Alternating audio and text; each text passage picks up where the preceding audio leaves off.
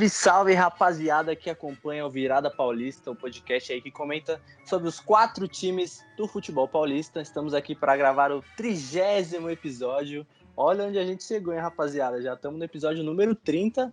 Não quero falar nada não, mas esse podcast veio para ficar, hein?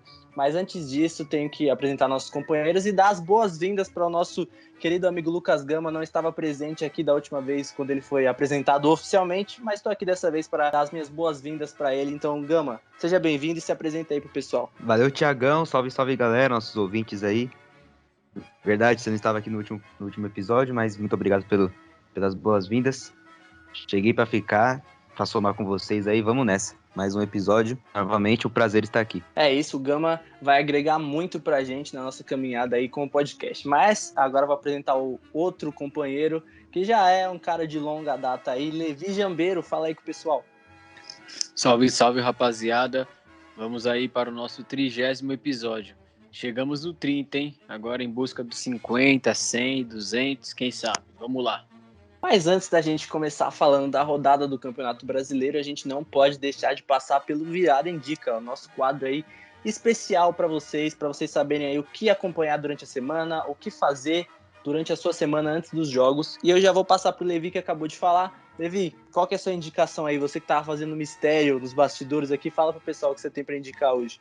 Não é nada fora do normal, mas é uma indicação diferente e ao mesmo tempo boa. Se vocês estiverem atentos à ESPN nesse momento, está passando Sunday Night Football, que é Baltimore Ravens versus Las Vegas Raiders. Mas no caso, vocês provavelmente não irão conseguir assistir este jogo que eu estou assistindo e indicando enquanto assisto.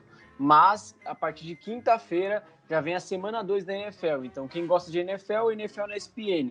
Transmite vários e vários jogos durante a semana. Começa de quinta-feira do Thursday Night Football e vai até o Sunday Night Football na segunda-feira. Então, para quem gosta de futebol americano e da melhor liga do mundo, vulgo NFL, NFL na ESPN. É uma emissora que transmite os jogos com muita qualidade e tem comentaristas à altura também para comentar sobre um esporte muito interessante aí, que é o futebol americano. Corrigindo, não é Sunday Night Football, pessoal. Hoje, no caso, é o Monday Night Football, né? O Sunday Night Football já passou. Mas, enfim, Sunday Night Football tem, Monday Night Football tem. Para quem quer assistir NFL aí, desde quinta-feira, tem bastante NFL na ESPN, só corrigindo aí. Boa, Levi. Levi, que como o Guilherme Campos, que é o nosso grande apresentador que não está presente, é um grande fã aí dos esportes americanos, um cara diversificado. E você, Lucas Gama, o que você traz de indicação pro pessoal hoje? Bom, então meu Virada Indica de hoje é um pouco turístico. Museu do Futebol, para quem não conhece, fica lá no Pacaembu, no estádio do Pacaembu, bastantes atrações, muito divertido lá. E o principal, né, falando sobre o preço, apenas R$20, R$10 meia entrada, compensa demais passar um domingo, um dia de folga aí com a família, com amigos. É um famoso rolê muito bacana, muito divertido para quem gosta de futebol, até para quem não gosta também. Legal conhecer a história e as atrações que o museu apresenta. É isso, galera. Indicação muito top aí do Gama. O Museu do Futebol é muito da hora. Se eu fosse vocês, eu dava uma conferida lá. E se eu não me engano, eu não sei se é de terça e quinta ou quinta e sábado, a entrada é gratuita. Eu acho que se vocês puderem conferir depois no site, galera, confiram aí porque realmente vale a pena. Mas a minha indicação dessa semana também não vai fugir do futebol. Falar de futebol feminino, o primeiro jogo da final entre Corinthians e Palmeiras, que aconteceu nesse final de semana. O Coringão venceu o Palmeiras lá no Allianz Parque e agora tá se encaminhando para mais um título brasileiro, né? Vamos ver se o Palmeiras consegue reagir. O Palmeiras que vem muito bem nessa temporada, mas o Corinthians todo ano aí se consolidando como talvez a maior força do futebol feminino brasileiro, né? Mas vamos ver aí o que vai rolar no próximo jogo. Toca a vinheta aí, editor! E vamos começar essa rodada que não foi muito boa para os times paulistas, né? Foram resultados aí que não foram muito agradáveis, mas a gente tem que começar falando do Peixão. O Peixão que estreou seu novo treinador, Fábio Carille, grande conhecido aí da torcida corintiana, estreou pelo Santos e estreou com 0-0, né? Um resultado que não é tão incomum assim para o Fábio Carille. Eu queria perguntar para o Levi. Levi, o que você tem para falar desse jogo aí? Como é que foi a atuação do Peixão do Carille? O peixão do Carille ficou no 0-0, né? Sim, como gosta Fábio Carille, que é da escola do Tite, que vem do empatite, veio aí também o Fábio Carille do empate, né? Já que ficou 0-0. Na estreia do Fábio Carille à frente do time santista, a equipe da Baixada encontrou muita dificuldade na etapa inicial, mas também conseguiu apresentar uma melhora no segundo tempo, quando também teve a novidade do retorno de Marinho, que é um craque aí da equipe santista. O primeiro tempo do Santos não foi nada animador, o Bahia tomou conta da partida, criou oportunidades claras e viu o goleiro João Paulo brilhar em uma equipe que não conseguia agredir seu adversário. João Paulo foi um grande destaque dessa partida, hein, rapaziada? Pegou demais, desde o começo até o final. O panorama até chegou a mudar no segundo tempo. Mesmo sem criar grandes oportunidades, o Santos conseguiu se impor, ficar mais com a bola e empurrar o Bahia para o campo de defesa. Até porque o Marinho estava presente defendendo a equipe do Santos aí. No fim, ninguém conseguiu ser eficiente no ataque e o jogo acabou realmente sendo 0-0.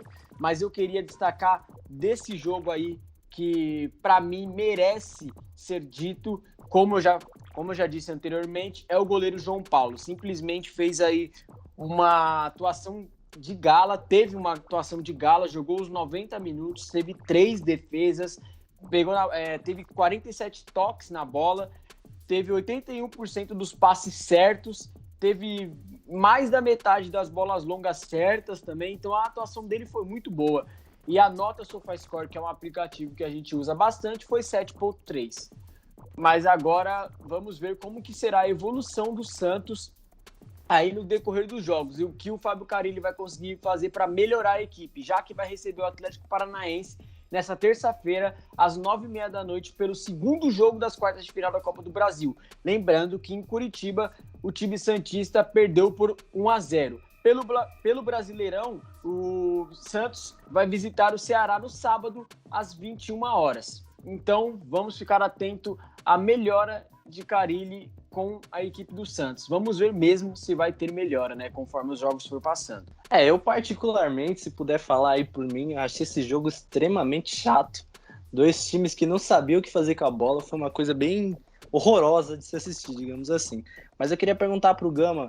Ô Gama, o Carille disse que só em 2 dias de treino ele realmente não conseguiu fazer grandes mudanças aí no Santos. Então, muito decorrente aí da última passada, do último treinador que passou pelo Santos, né, Fernando Diniz, que deu uma bagunçada legal no esquema do time. Eu queria te perguntar, quanto tempo você acha que o Carille precisa para, sei lá, acertar um pouquinho mais, deixar o time mais consistente? Você acha que precisa de muito tempo ou você acha que ele consegue resolver isso a tempo ainda nesse turno, né? Porque o Santos tá correndo sérios riscos aí no Campeonato Brasileiro de uma possível queda. Então, Thiago, eu acho que o Carille ele não é um técnico de revolucionário, né? Que seria, obviamente, um pouco mais complicado os jogadores entender a ideia que o técnico tem a oferecer. Por exemplo, o Diniz é um técnico com outras ideias muito complexas.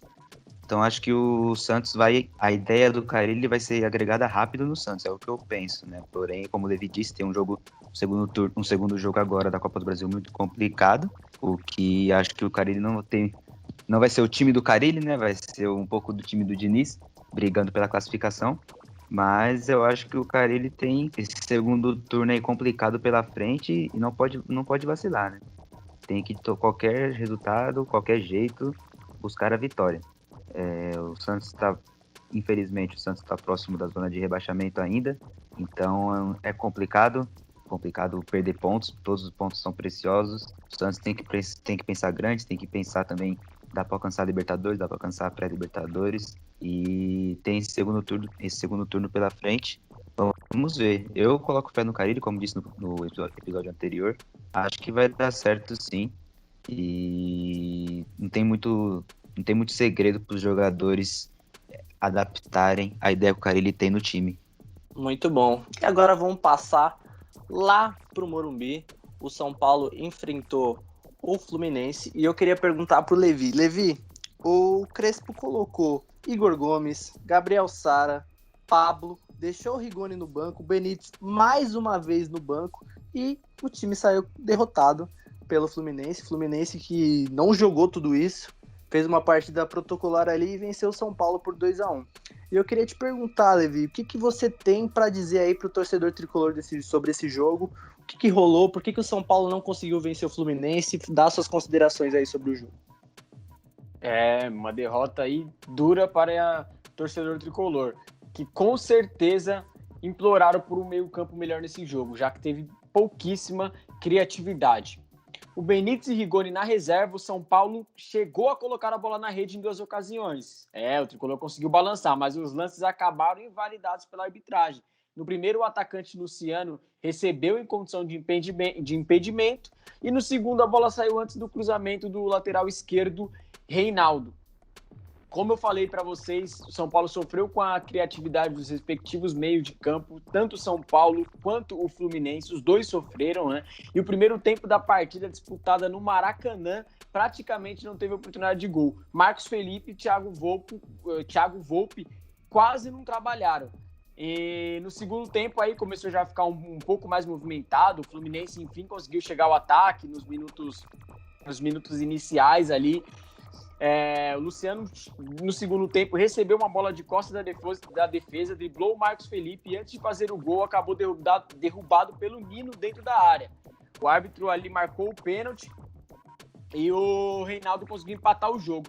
Mas fora dessas oportunidades que o São Paulo conseguiu ter, que foram muito poucas, o jogo praticamente foi muito apagado.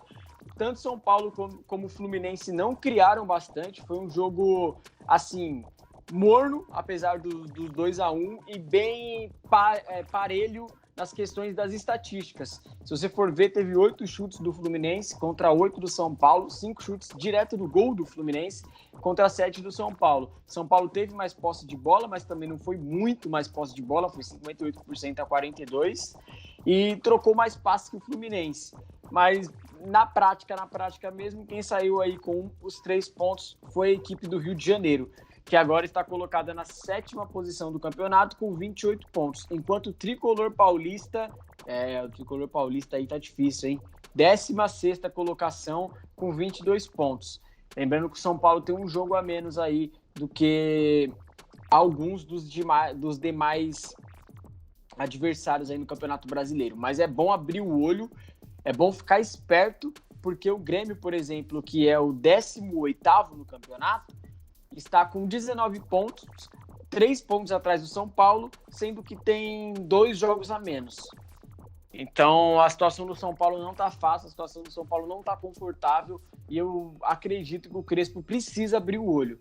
Enquanto antes ele abrir o olho, o São Paulo tem mais chances aí de recuperar no campeonato. Já que, para mim e para o torcedor do São Paulo, eu acredito que a meta do São Paulo no Campeonato Brasileiro é alcançar a Libertadores.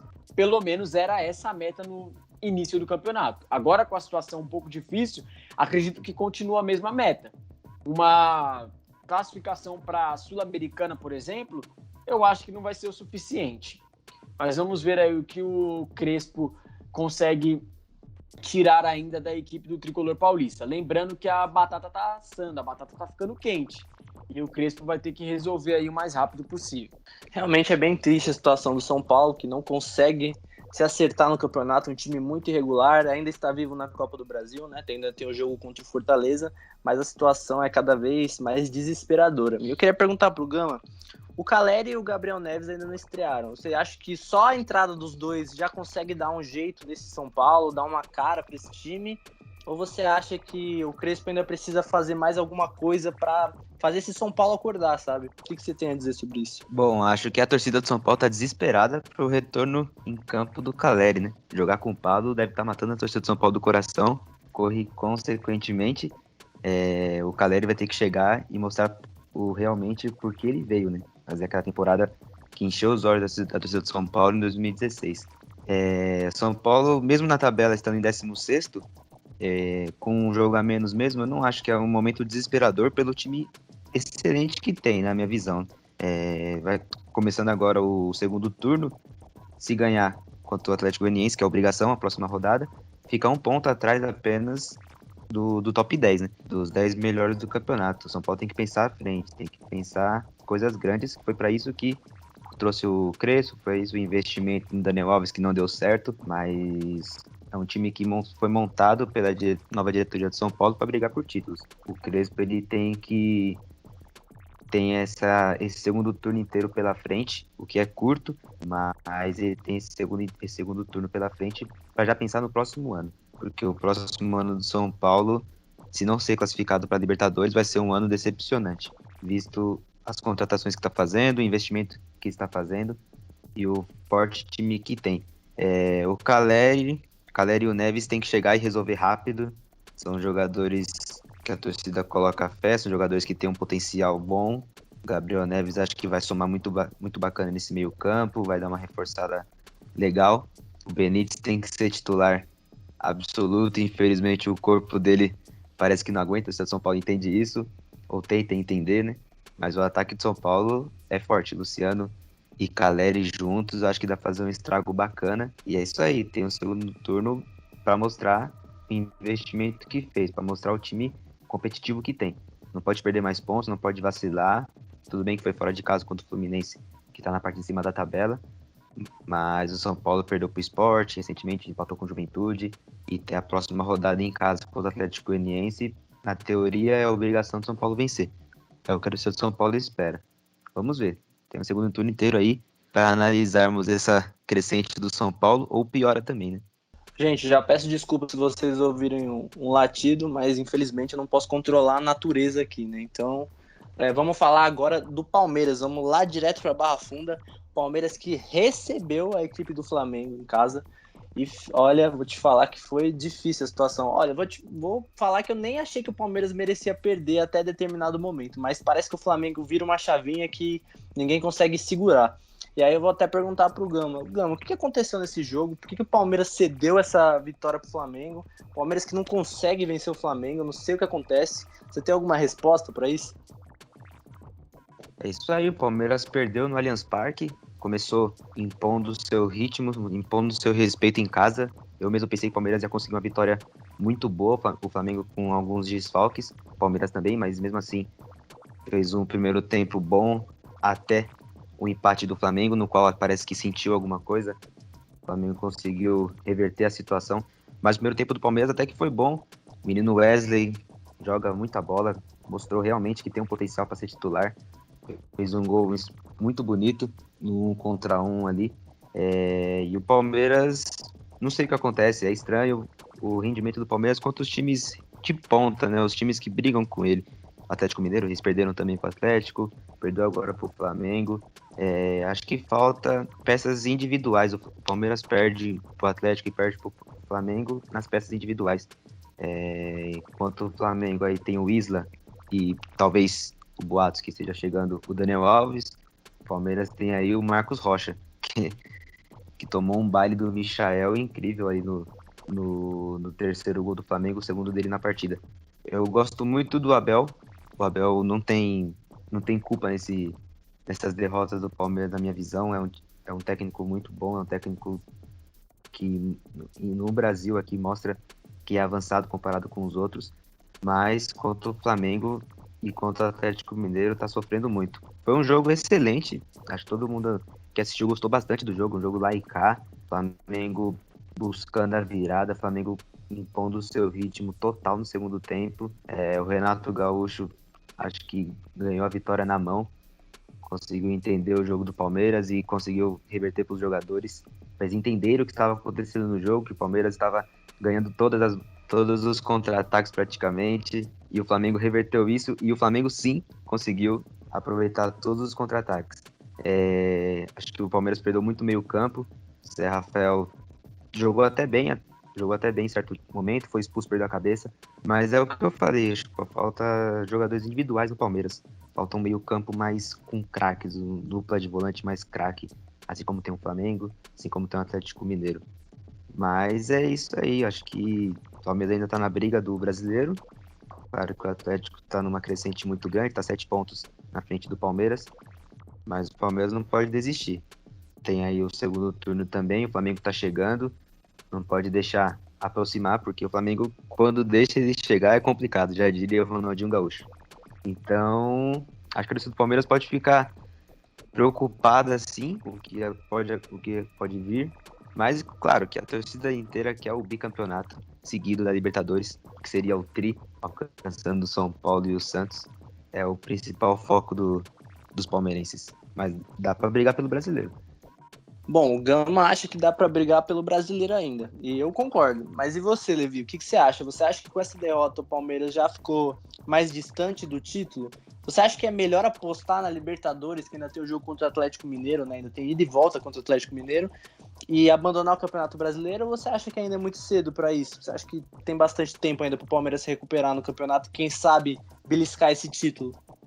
Pô, pra equipe do Palmeiras aí tem praticamente um turno inteiro pela frente, né?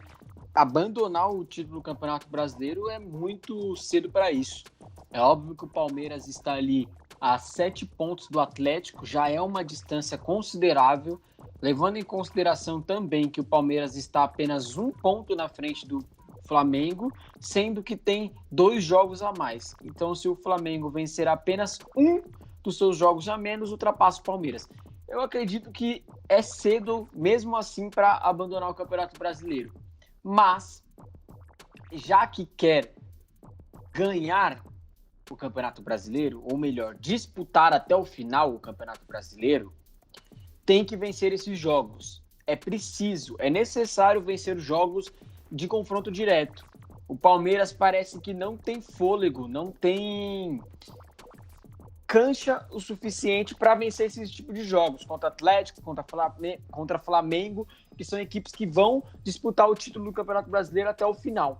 Então eu vejo ali um grande problema da equipe do Abel vencer jogos contra adversários que estão lá no topo da tabela também. Agora vai ter um bom teste com certeza aí pela Libertadores, já que pega um Atlético Mineiro que tem um grande reforço do Diego Costa. É ver como a equipe do Palmeiras vai se comportar contra esse Atlético, já que é um grande confronto direto, só que na Copa Libertadores da América, né? Respondendo sua pergunta mais uma vez, acredito que é muito cedo aí para o Palmeiras abandonar o título do Campeonato Brasileiro. Bom, e agora vamos falar do Corinthians, né? O timão que foi até Goiânia enfrentar o Atlético Goianiense, o carrasco do Corinthians no primeiro turno, o carrasco barroca do Silvinho. E vou passar a pergunta para o Lucas Gama agora. Gama, teve a questão do William lá, que atrapalhou o Corinthians na preparação, mas o Corinthians foi a campo, conseguiu sair na frente com um golaço do Gabriel Pereira, mas cedeu o empate no finalzinho. O que você tem para falar desse jogo pro pessoal? A Anvisa bloqueou a estreia do William. Tá jogando muito a Anvisa. Tá deitando nos campeonatos. O Silvinho, novamente, acho que foi o maior culpado desse empate do Corinthians, né? Querendo ou não, o time do Corinthians é até organizado. Você vê que o time do Corinthians tá organizado, tá jogando certinho, bola no pé, marcando certo. Porém, no decorrer do jogo, parece que o time adversário, o técnico adversário, tem algo a mais. Pensa, não, dá pra gente buscar um empate, dá pra gente ganhar esse time. E vai lá e reverte a situação. O Silvinho chegou a colocar, com a lesão do Rony, né? Chegou a colocar Gabriel e Xavier juntos, ganhando o jogo. Ou seja, 2 primeiros volantes, na teoria, 2 volantes de marcação, sendo que o Corinthians estava ganhando o jogo. Acho que ele vacilou nessa, chamou o adversário para o ataque, só tinha apenas o Roger Guedes buscando o contra-ataque, buscando a infiltração e querendo não chamar o Atlético Goianiense para o empate. Marquinhos, garoto que entrou no segundo tempo, vacilou também, foi dominar com o peito, a bola acabou espirrando, batendo no braço dele, e na origem da jogada saiu o gol do empate do Zé Roberto. O Corinthians está sofrendo muito nesses jogos simples, na teoria tem que ganhar, porque o Corinthians só disputa o brasileiro, não tem para que poupar time, não tem para que poupar jogadores, então é foco 100% no brasileiro e não pode empatar jogos contra o Juventude, claro, respeitando o Juventude e o Atlético Goianiense, mas o Corinthians hoje, nesse exato momento, com o elenco que tem, é um time muito melhor que esses adversários. E o Corinthians empatou com o Juventude em casa e tomou um empate no finalzinho com o Atlético Goianiense. O Corinthians tem que pensar muito grande, porque é um investimento alto que a diretoria fez, é um investimento já pensando na próxima Libertadores. Não pode vacilar, não pode perder esses pontos fáceis. Tá ainda lá na 6ª colocação, mas o Fluminense ganhou e tá chegando junto. O Cuiabá também tá chegando junto. O Inter ganhou hoje. É complicado. O Corinthians não pode dar sopa pro azar. Tem que classificar entre os 4. Acho que ele tem mais time que o Fortaleza e mais time que o Bragantino agora nesse momento. Não pode pensar em ir para pré-Libertadores, que é um carrasco do Corinthians, assim como o Barroca. A pré-Libertadores é um terror para a torcida corintiana e para o time do Corinthians. Fica a dúvida se o Silvinho é um técnico à altura, né, do elenco atual que o Corinthians tem, dos jogadores que tem à disposição.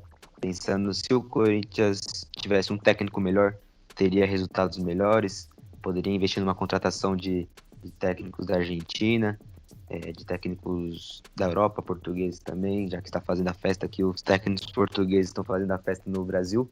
Acho que podia tentar alguma coisa. Silvinho tem mais uns jogos pela frente aí, já tá balançando no cargo, a torcida tá criticando muito, mas tem um turno inteiro pela frente também, como os outros times. Tem que pensar direitinho o que vai fazer para não sofrer consequências na próxima temporada. Bom, agora eu vou fugir da caixinha numa pergunta pro Levi aqui. Eu quero um retrospecto geral aí, Levi. O que você tem a dizer sobre isso que eu vou falar agora? O Corinthians está na 6ª colocação com 29 pontos. Nos últimos 3 jogos, o Corinthians não jogou bem, isso é óbvio, mas venceu e empatou 2, né? Olhando lá pro começo do campeonato, até agora, você acha que o Corinthians faz uma campanha acima do esperado ou você acha que agora com os reforços o Corinthians precisa fazer mais do que já fez? Fala aí um pouco do que você acha sobre isso.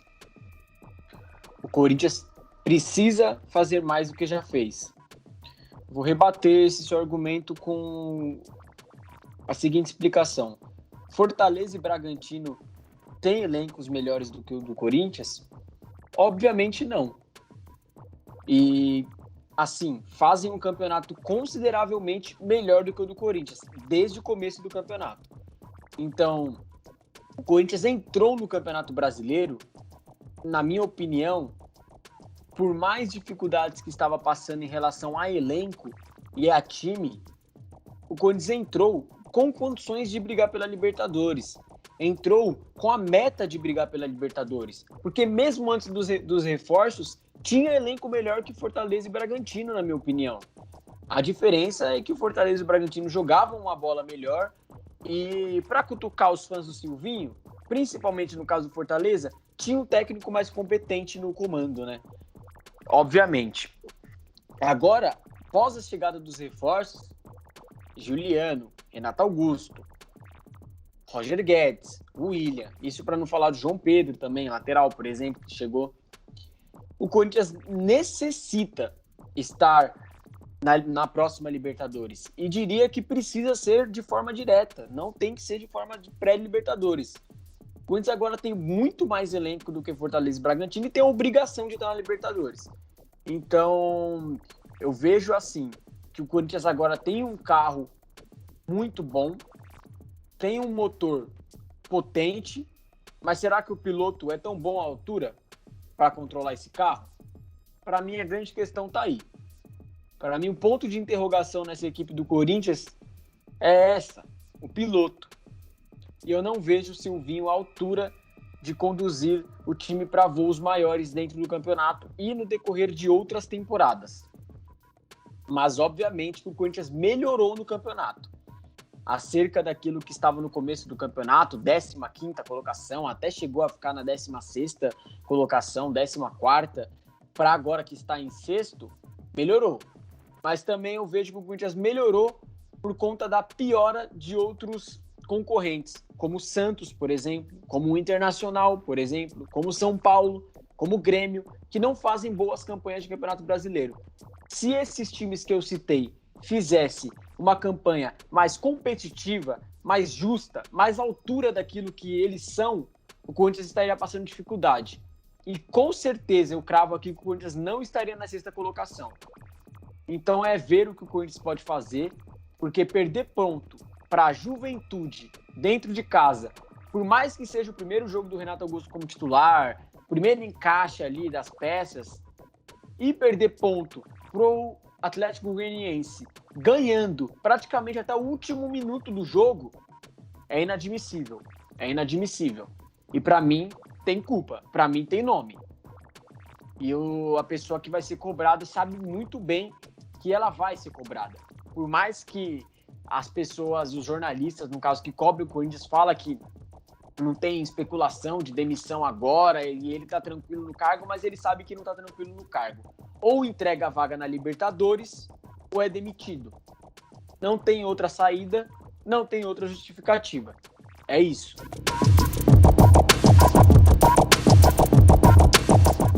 Fechando com Levisão incisivo e querendo cabeças rolando no Corinthians, hein? E é isso aí, galera. Vamos ficar por aqui. Eu vou me despedir dos meus companheiros antes, porque esse episódio aqui foi muito bom. Mesmo a rodada não sendo tão favorável aos times paulistas, a gente trouxe aí todas as informações que vocês precisavam saber sobre os jogos. Então, primeiramente, vou me despedir do Lucas Gama. Falou, Gama. Falou, Thiagão. Falou, Levi. Abraço a todos os ouvintes aí, nossos amigos. Continue com a gente aí, mais um episódio. Tamo junto. Até a próxima. Boa. Falou, Levi. Gostaria de frisar e de passar uma nova informação para vocês antes de dar esse adeus aí até o próximo episódio. Agora com mais um integrante na equipe Virada Paulista, vocês verão mais esse revezamento de integrantes participando do podcast. Então, como vocês perceberam, hoje não esteve Guilherme Campos aqui, mas com certeza no próximo episódio estará Guilherme Campos aqui e ou o Lucas Gama, ou o Thiago, ou eu de fora. Beleza? Esse vai ser uma nova medida que a gente vai tomar durante os episódios aí para vocês. Mas de resto é isso.